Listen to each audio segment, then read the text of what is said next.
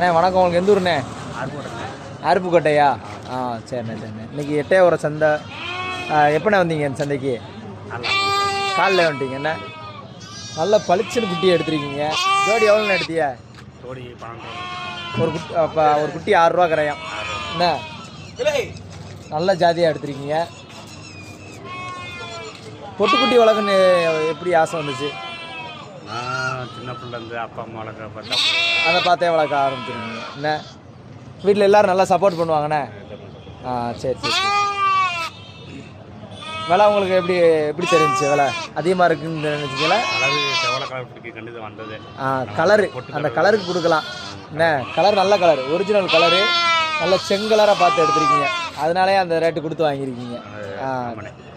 சரிண்ணே சரிண்ணே, ரொம்ப நன்றிண்ணே.